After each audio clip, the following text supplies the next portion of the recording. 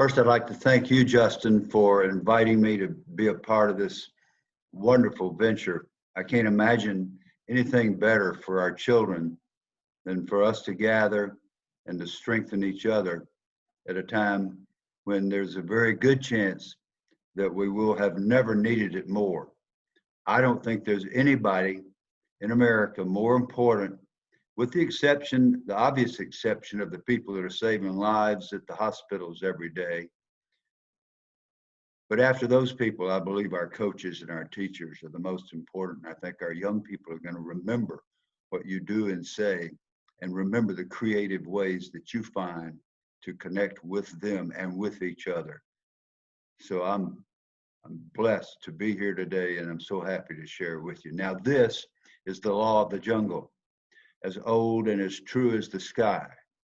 And the wolf that shall keep it may prosper, and the wolf that shall break it must die.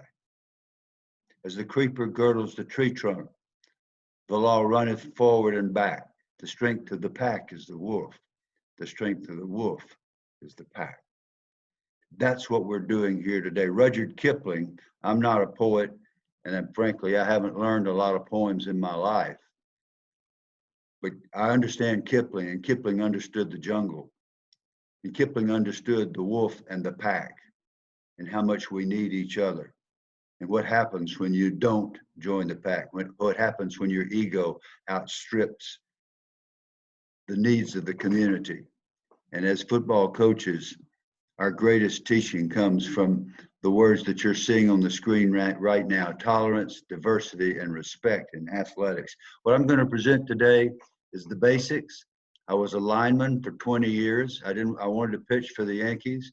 I didn't see any reason in the world that if I could stand 60 feet 6 inches from you and throw something at you, why in the world would I want to run into you and risk injuring my little puffy, chubby, out of shape body? Only one thing kept me out of the majors in baseball, and that was talent. So I did get to play in Yankee Stadium a couple of times, but it wasn't with a round ball.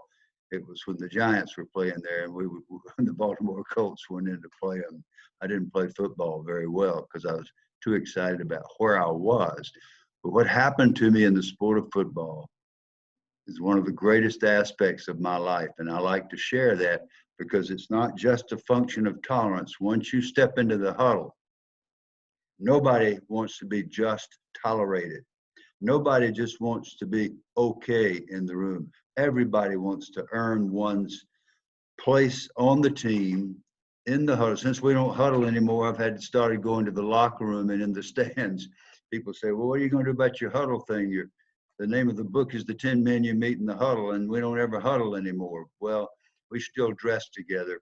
We still have to pull each other's jerseys over our pads. In our sport, we can't even get our shirts on without each other in that locker room. And what we learned very early, regardless of the color of our skin, is that sweat smells the same on everybody. And the strength of the pack is indeed our strength, and vice versa. And we are the strength of the pack. We learn to love each other, and it lasts the rest of our lives. And I lost one of the greatest friends and influences in my history, my 77-year-old history. I lost Willie Davis yesterday, and I'll speak about the great man at length in a moment. A picture of the globe is appropriate with a thumbprint and the indication that of all the 7 billion people on the earth today, there's not another one like you. Now, I was a coach and a youth worker at the same time, so I'm going to do a youth worker thing, and I ask you to cooperate with me. Take a look at your hand. Just study the striations and the lines and understand this. If we could do fingerprints of every human being on earth today, all 7 billion, there wouldn't be another set like the one you're looking at. God made you unique, and there's nobody else like you. Etched in stone at the exit to the Baylor School in Chattanooga, Tennessee, is the word MAGNANIMITAS. And as I worked there a couple of years, as I drove out the premises daily, I began to wonder, what's that giant Latin word? I wasn't very good at Latin. So I asked somebody, and I was very impressed at the answer. Dr. Roy Baylor, the founder of the school 100 years ago, in his last communication with his students, gave them this word and said, if I were to choose one word to guide your future, it would be from the Latin, and it would be magnanimitas, 12 letters, 5 syllables, one word. It means greatness of spirit, and you have it. Every single one of you has it. What you do with it is up to you. Your greatness of spirit.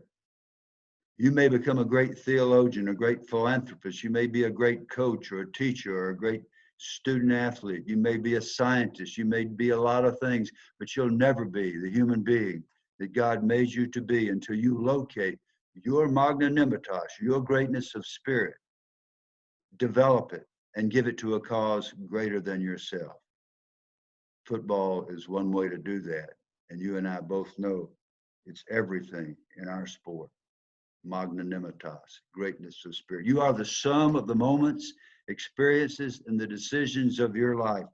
And it's very complex. The permutations and the combinations of each one of us is almost impossible to calculate, as we are learning again and again today with a virus that we're struggling to understand. And I want you to spend some special time today and every day thinking about who the influences are that helped mold your magnanimitas, and then whose magnanimitas have you helped to mold in turn? How many people have you passed along the blessing or the curse of those that have touched you and made you or helped make you who you are?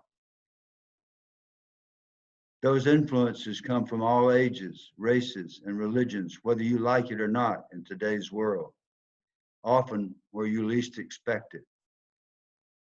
We can't get bunched together in our little cloisters. A lot of people try to and live separated in gated communities or behind walls or armed or however they choose to separate from others that they have somehow decided are inferior. It doesn't work in the world today. We all are touched by each other, and it happens all the time. So you may not like it, but you're going to deal with it. And football, again, is a great teacher of that reality. Some of those that touched my magnanimitas were very, very famous.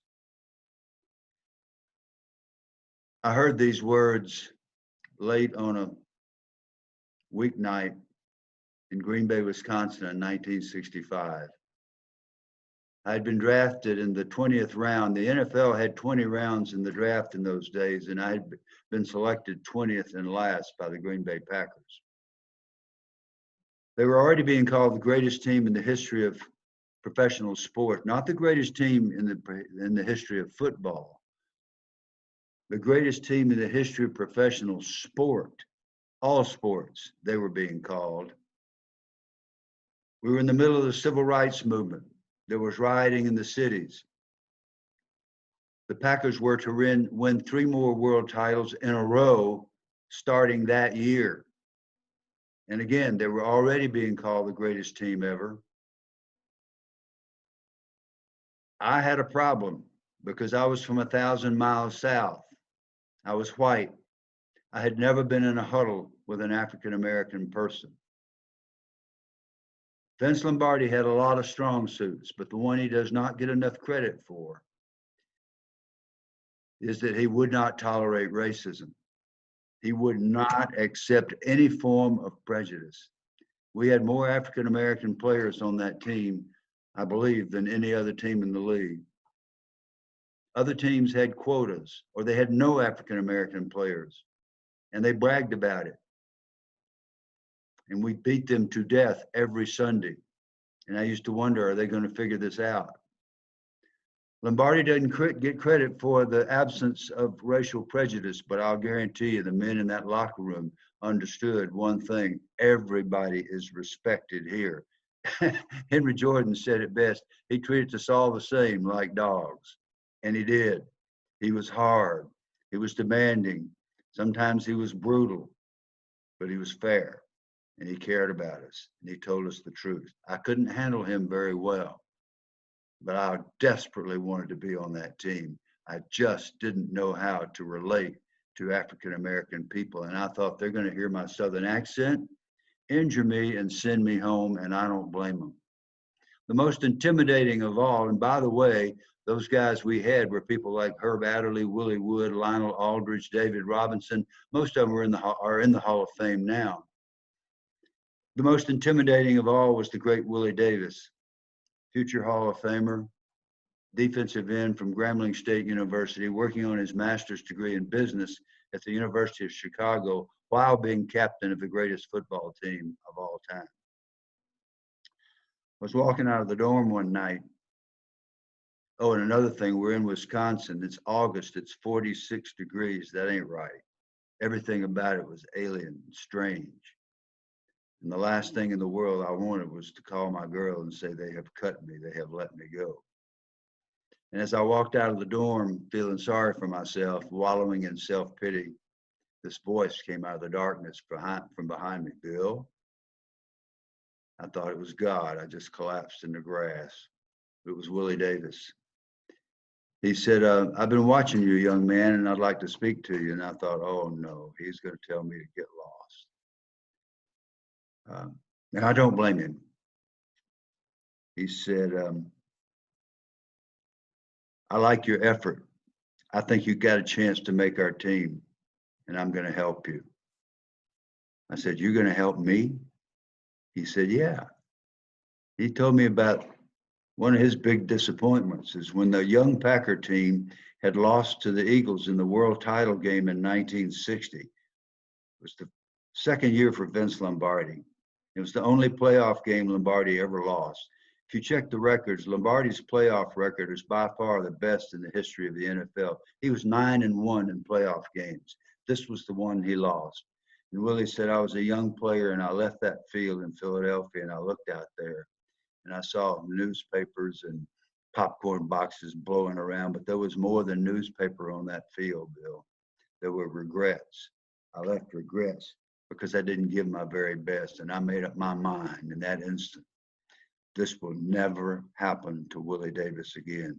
I will never leave regrets on the football field. And Bill, you come on our practice field tomorrow and the next day and the next day and the next day and leave no regrets, and you just might make our team. And when you're trying to block Ray Nitschke and he's tearing your head off, which he did, and Lombardi's screaming profanity in your face, and he did, and he said, you think you're going to croak or you're going to start crying or you're going to quit, you come find me. Man, I'll get you through it. I'll get you through it. You know what we call him? We call him Dr. Feelgood. So sure enough, Nitschke tore my head off. He broke my face mask and broke my nose the first day. That was the first day. Lombardi screamed that profanity in my face, and I didn't know how to deal with that. And sure enough, I'd go run find number 87 on the defensive field. I'd say, how you feel, old man? He'd say, feel good, man, feel good. You can do it. You can do it. We call him Dr. Feelgood. So what had the great man done for the terrified white kid? He didn't just help me to play for 10 years in the National Football League and get a bunch of Super Bowl rings. He changed my life. I was transformed. I was never able to look at anybody in the same way I had because of an unexpected, undeserved, unrewarded act of kindness from a great man. I am eternally indebted to you, Willie. Rest in peace, man.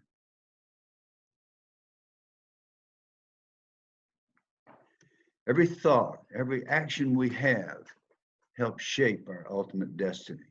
So there are going to be people that go through this dark time with this disease, and they're going to be destroyed by it, whether they get the disease or not, because they're going to let the negativity and some of the leadership in this nation right now get to them.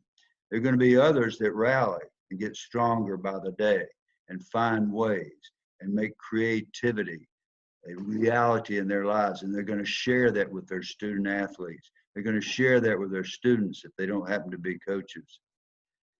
And we're still in the category of the famous people that have influenced me, but there was a German philosopher named Goethe. funny pronunciation for that name. But he wrote this: sow a thought, reap an action. Sow an action, reap a character. Sow a character, reap a destiny. Every thought you have influences the human being you are going to become. And by extension, those you influence just as readily will become that which you inject into their young minds. You choose your response. Dr. Viktor Frankl survived 6 years in Auschwitz as a Jew. He was a sophisticated doctor. Nevertheless, the Nazis took him and operated on him without benefit of anesthetics. And he took that experience and made it into a whole form of psychotherapy that he called logotherapy. And he wrote a great book called Man's Search for Meaning. I recommend it. He was another life changer for me because he learned in that circumstance, no matter what, he said, I discovered a kind of freedom that my captors would never even understand. And the last freedom of a human being, no matter the circumstances, is to choose one's attitude in any given set of circumstances. He did that. He lived to write and teach about it. And once again, lives were changed. His magnanimitas was spread worldwide. Some of the people that influenced me the most were not so famous. My high school coach, Bill Badgett, there he is to this day, the most intimidating presence in the history of the world, especially to that 180-pound center over there with the bad stance. Can you imagine trying to pass protect out of that stance? Coach Badgett hammered into our sensibilities, our very fragile sensibilities, over and over every day. Man, football is just like life. Football is just life marked off in 100 yards in 10-yard increments. You get knocked down, you get up. You get knocked down, you get up. And when I would get run over, he'd say, run it again. And he'd say, run it again. And he'd say, run it again. Tackle the guy, Bill. When I was 16 years old and had a couple of years of football, so I had gotten a little bit tougher, I had the privilege of going to work in a construction crew. And I was told by the developer, who was my American Legion baseball coach, Mr. Scruggs, he said, now, I want you to pay attention to your supervisor and do exactly what he says. So I show up for the job. This is 1959. And I got an African-American supervisor. And I remember thinking, well, I mean, we're not supposed to, I mean, he's not supposed to be the boss, is he? Well, his name was James Harvey. And I wish I could find James. We had to take a picture. We just had to, that's not really a picture of James. I wish it were. But there was James with his big forearms, spotless bib overalls on, big gold tooth, big smile. And after about 5 days of toting sheetrock and bricks and concrete and digging ditches, I realized that this guy was a real boss and that he loved me and that he was going to show me how to do things so that I could get a job the rest of my life. But not everybody on the job felt that way. And there were some carpenters who sort of looked down their nose that James was the only African-American presence on the job. One day, we're standing up at the framing. We're bringing floor joists up for the carpenters.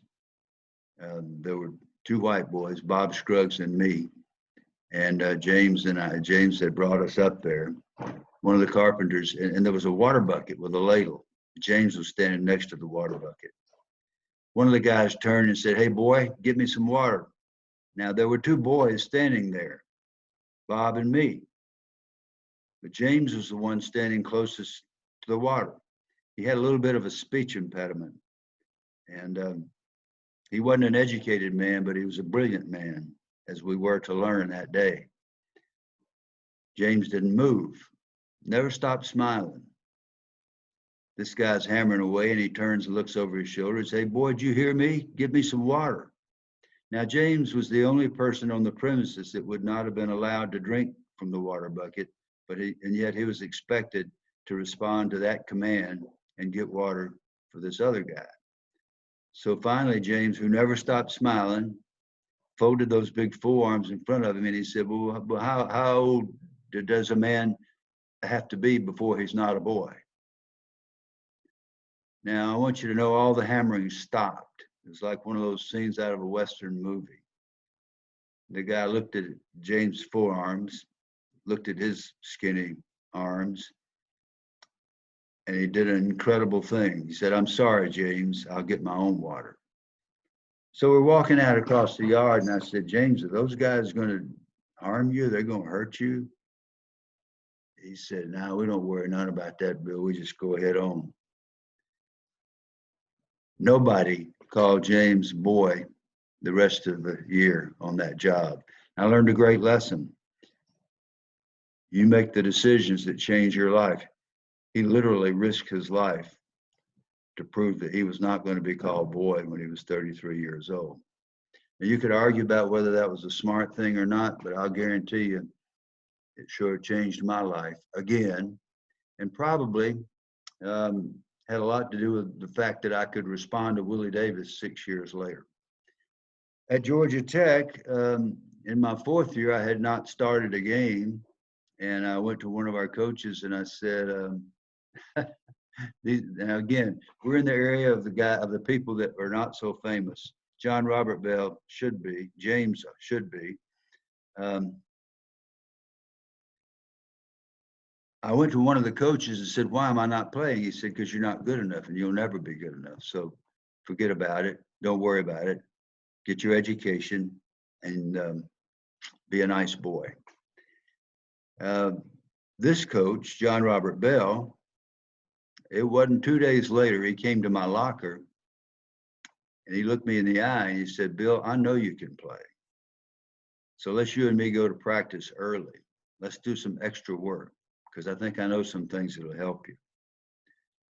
So when I played 12 more years and played in 4 world championship games, who do you think I was thinking about? And I was privileged to go and thank Coach Bell personally many times. It changed my life because he took the trouble to look inside and see something that other people couldn't see. And indeed, I couldn't see it. So every one of you have opportunities to provide those vital moments that shape the lives of everybody around you. You are a primary sculptor. Young people are going to remember what you do, especially at this time. So beware of, I've got one of my former players does these PowerPoints. I don't know where he found this guy. I said, just find somebody to fit.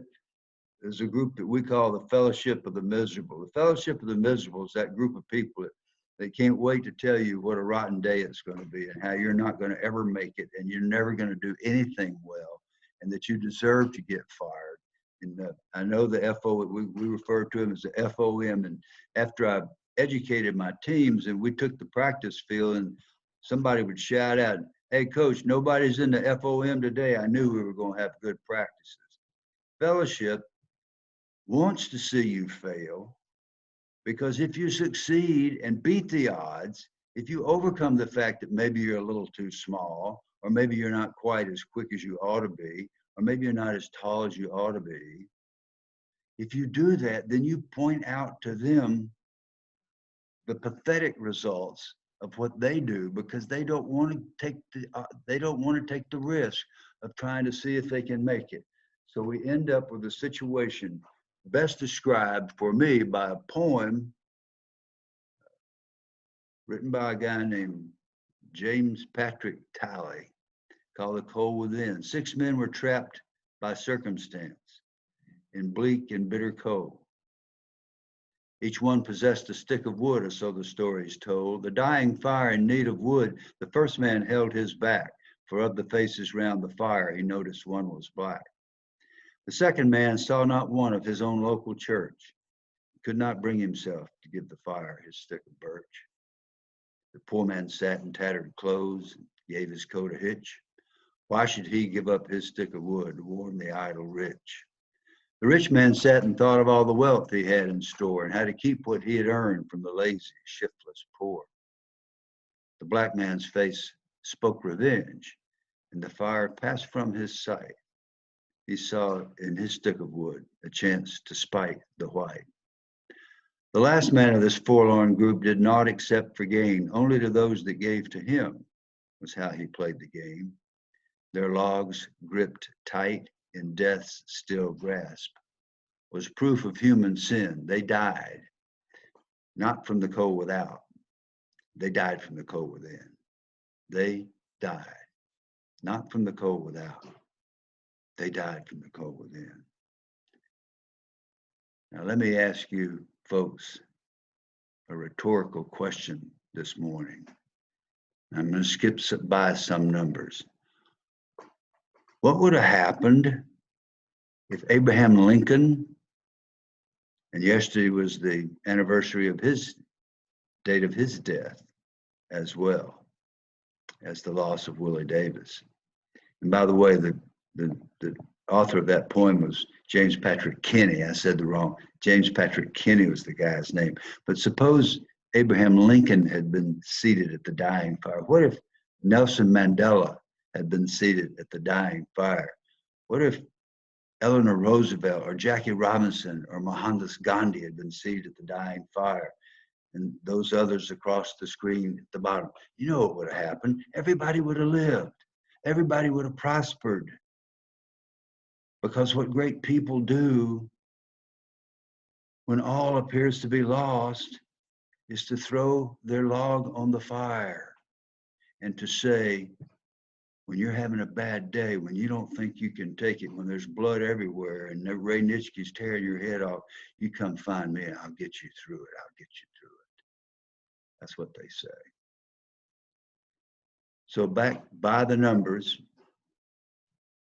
we have 5 priorities: faith, family, winning football, education. I got those out of order. Education, then football, and then fun. And all those should be provided for. I love this picture. That's how we can be as young people. The educational piece, my college coach taught us at Georgia Tech.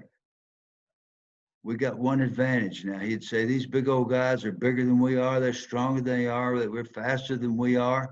We only have one advantage. You see, we're smarter than they are. And the incredible thing is that we were stupid enough to believe that. But we did. And he used that to his advantage because he understood field position. He understood turnovers before other people did. If we played field position properly and we didn't turn the ball over, we always had a chance. And then he said somewhere late in the fourth quarter, because we're smarter than they are, because we're in better shape, they're going to get tired and they're going to make a mistake. And when that happens, I'm going to think of something and we'll beat them. And that's what usually happened. Coach Dodd. And then one day he confessed to the team. He said, look, y'all wonder why I hammer about education. He said, my record as a quarterback at the University of Tennessee was 27-1, but I do not have a diploma from that school. And that is not going to happen to you. So he made sure we attended class and sat on the front row. And the only reason I graduated from Georgia Tech was because my football coach loved me too much to allow me to self-destruct. Great poem penned by Theodore Roosevelt. I'm not going to sit here and recite it, but I learned it a long time ago, and I learned it because Bart Starr recited it at a touchdown club in Houston, Texas. I had picked him up, driven him to the event. I had torn up my knee, so I was in a cast with crutches, and I was feeling sorry for myself.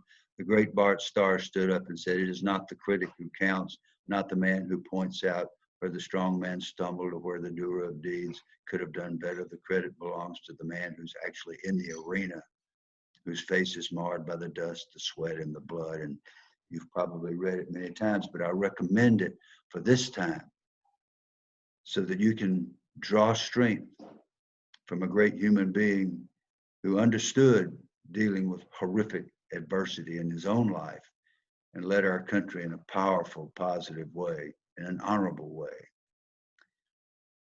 The miracle of the huddle. What happens in the huddle and in the locker room? I can go to South Central Los Angeles and recruit a big old tough guy, and I can go to the hills of North Georgia and recruit a big old tough guy, and they can come in my office, as has happened, and they can say to me, I'm not dressing next to this guy. I don't like him, because they were both taught by our sick culture to hate each other, because they come from different music and different culture and different churches and different skin pigmentation and different backgrounds. And something in our culture got in their heads that they're supposed to hate each other. I've even had them say to me, I'm not dressing next to this guy. I said, yeah, oh, yes, you are. He said, you can't make me do that. I said, I can make you do anything you want to. Your choice is you can go home if you want to, but you're going to dress next to this guy.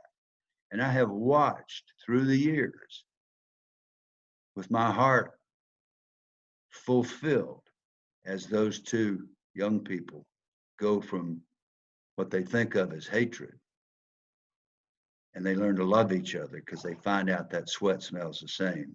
When they get busted in the mouth on the practice field, and I look at my brother, we find out that that blood is the same color.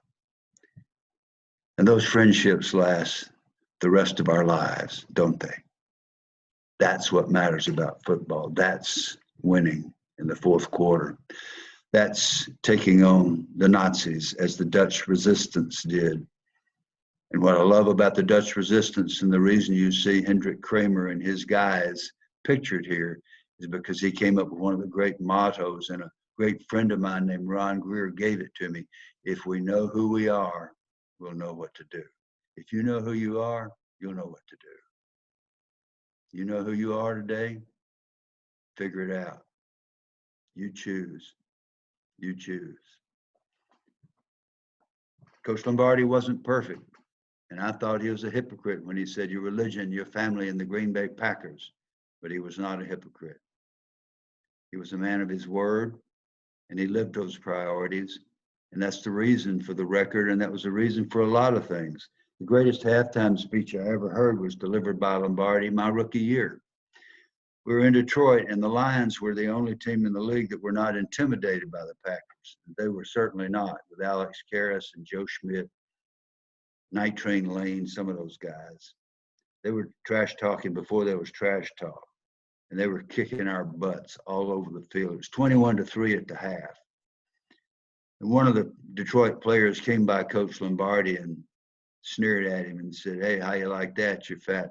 He said some other things that I will not use here in this format. How you like that, you fat wop? And I turned, thinking that Vince Lombardi would strike him dead with a bolt of lightning. I really did. And Lombardi smiled. I couldn't make any sense out of that.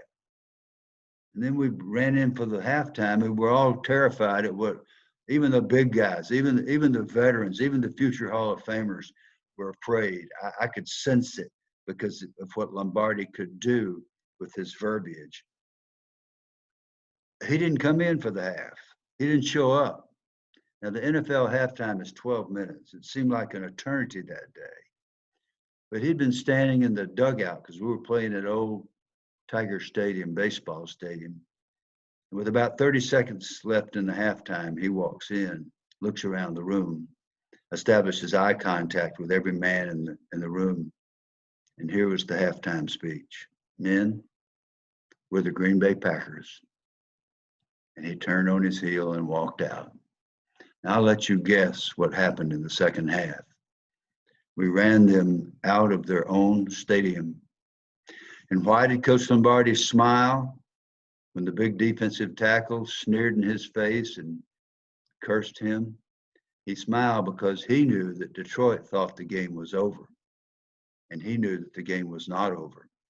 And why did he not have to get in the locker room and yell, your religion, your family, and the Green Bay Packers, and fatigue make cowards of us all, and we're number one? The reason he didn't have to yell those things is because he taught them patiently and loudly and repeatedly all day, every day, all year, every year, and we knew who we were.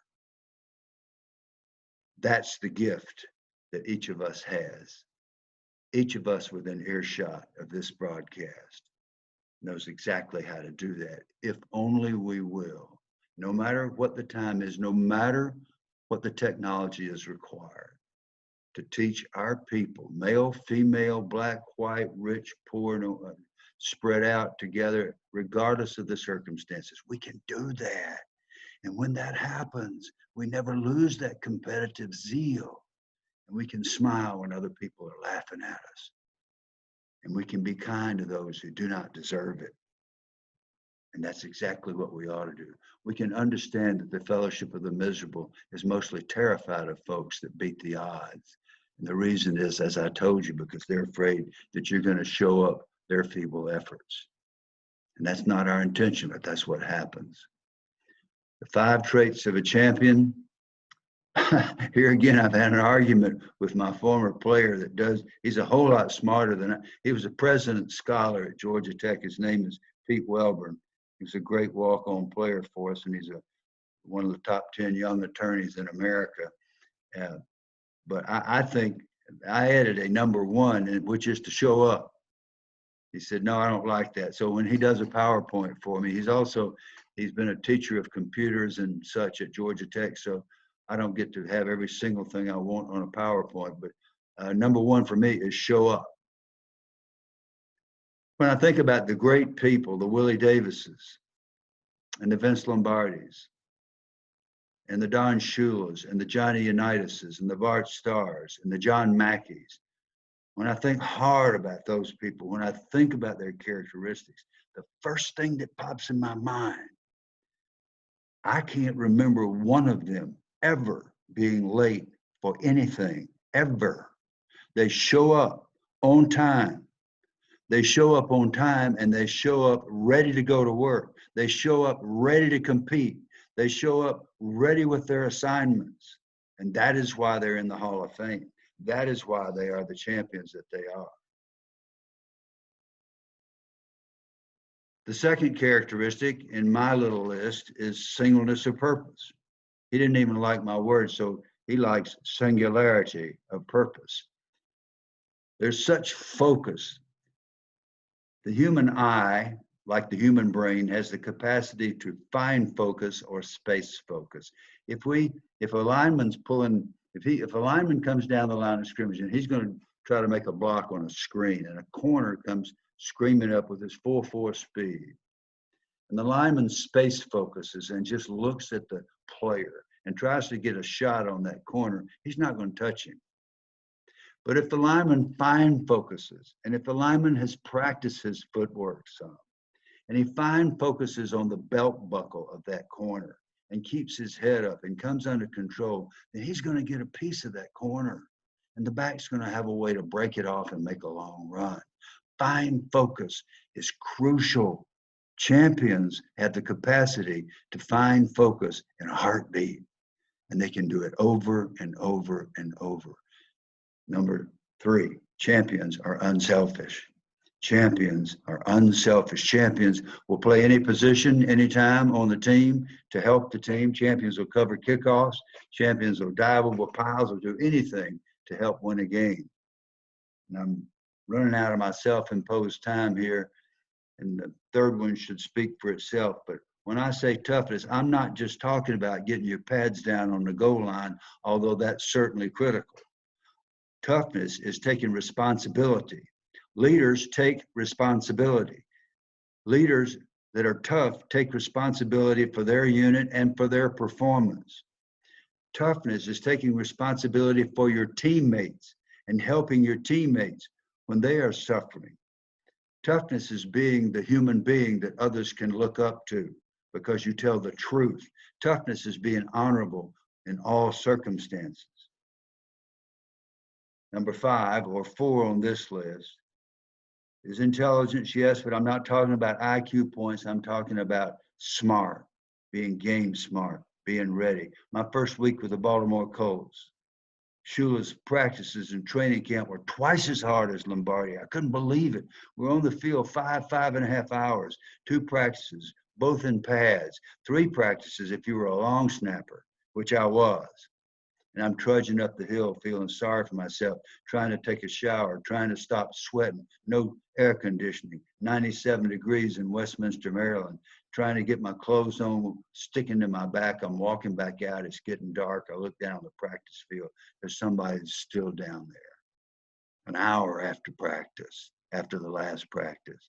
Guess who it is? It's Johnny Unitas and Raymond Berry. One pass cut after another.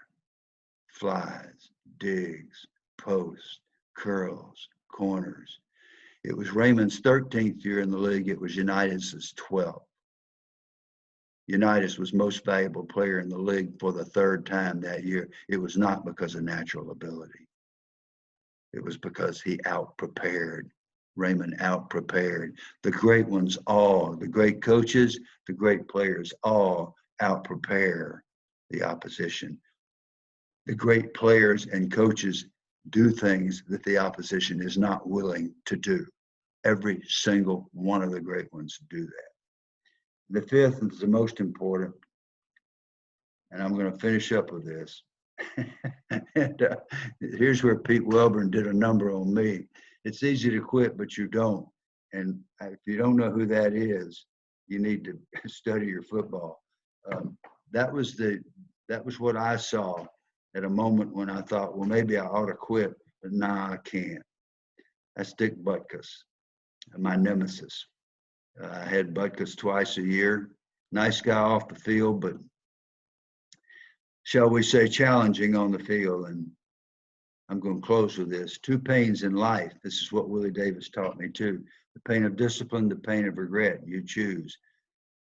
And when I'm playing in my 23rd football game in a row and I have not missed a single play, and there's a minute and 12 on the clock and we got one timeout, we got 80 yards to go, we're 4 points behind, we got to have a touchdown. I'm not thinking about a Super Bowl ring. I'm not thinking about being all pro. I'm not thinking about being a hero. I'm thinking about one thing. I want one thing. And it's the same thing I wanted when I was 12 years old. I want to quit. I want to quit. I want to go suck on the oxygen.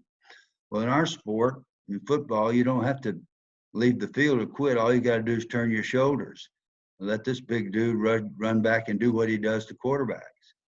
And nobody would know, right? Wrong. That magnanimitas, that greatness of spirit, that little flame that never flickers deep inside says, don't you dare. You're not quitting. You suck it up. You keep your pads square. You bend your knees. You move your feet. You do your job. Then you look at the poor son of a gun next to you. You know what he's going to do because you've been there with him so many times. And you've got your motivation. You cannot let him down. We cannot let our children down in this moment in our country. We cannot let our country down, folks. It's too important. We need to take our magnanimitas and join it. And if we were together physically, I would have you join hands just like a great huddle would. I wish we could do that. But figuratively, let's join hands and let's make up our minds that we're going to be the champions that we were made to be, that our magnanimitas is going to shine and change lives. God bless you. Thanks for letting me participate, Justin. No, Coach, absolutely. And I know earlier you had mentioned about, you wouldn't mind questions being asked throughout, but I almost felt it would have been criminal to cut you off, man. I mean, it was incredible.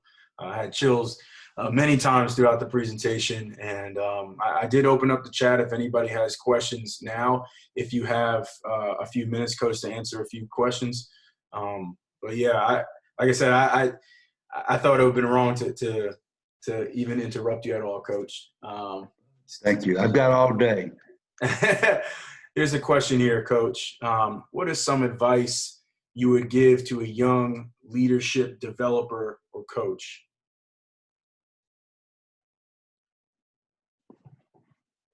More than ever, get to know each of your people.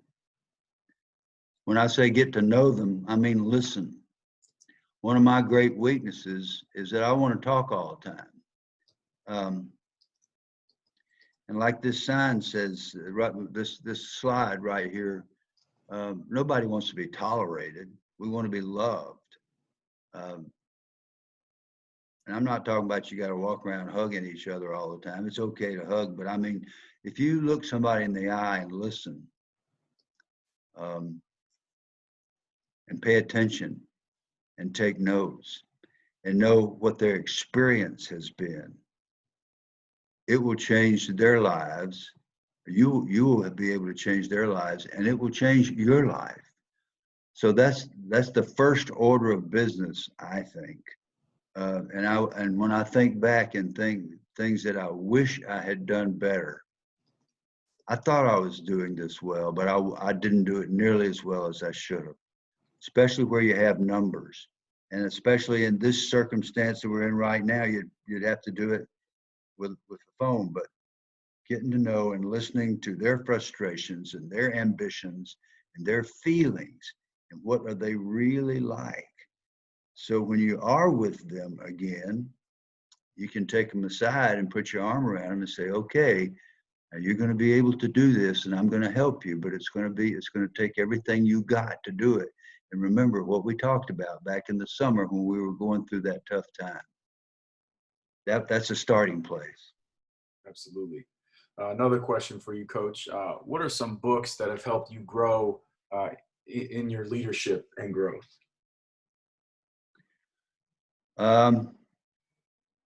That book by Viktor Frankl, Man's Search for Meaning, what he endured, what he went through, and the way he does it, he doesn't wallow in self-pity and say, gee, woe is me, look what happened to me. It's unbelievable how he came out of that, and made me realize that I always had a choice. When I got cut from a team or I got traded and I felt like it was unfair, well, what are you going to do about it?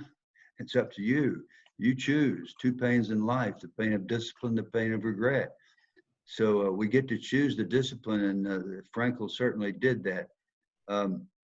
There's a great book called Moral Courage, and it's really, it's by a guy named Rushworth Kidder. He studied he and the Institute for Global Ethics, he studied the values that are treasured in every single culture on earth, every religion, every race, every political system. Everybody agrees on these 5 values, and he did this scientifically. He's got studies to prove it and did the surveys. Honesty, fairness, respect, responsibility, compassion. Honesty, fairness, respect, responsibility, compassion. And when you have those 5 values, invariably, then there's a 6th reality, and it's called trust. And when you have that, you can have a great team, no matter whether it's a political team, a football team, a volleyball team, or whatever it is. So Moral Courage is the name of the book, and he writes about the research they did, and he tells the story of the courageous people that risked their lives to make changes that needed to be changed. There's a great biography of Vince Lombardi called When Pride Still Mattered by David Marinus. That's a great football book. I couldn't, even though had played for him, I couldn't put the thing down. And there are a lot of those. There's a great leadership book called Doris Kearns Goodwin wrote it about Lincoln, The Political Genius of Abraham Lincoln. And I know it sounds like a strictly political book, but it was really about Lincoln and his incredible, he pulled together this cabinet of people, most of whom hated his guts. And he hired them because they were great at what they did. He didn't get hung up on personality and whether somebody liked him. He didn't care if somebody liked him. He cared if they could do the job. That's the essence of her book, and she's a great historian. I'm leaving out something on that. That'll come to me in a minute, but that's another Team of Rivals, The Political Genius of Abraham Lincoln. That's another great book. And I could go on and on because I read all the time. Kipling's Jungle Books, even though he wrote them for young people, even old people. I enjoyed them when I was 15 years old. I enjoyed them now I'm 77 years old. Coach, would you mind putting back up the 5 traits of a champion slide? Coach just wanted to take a picture of it. There you go.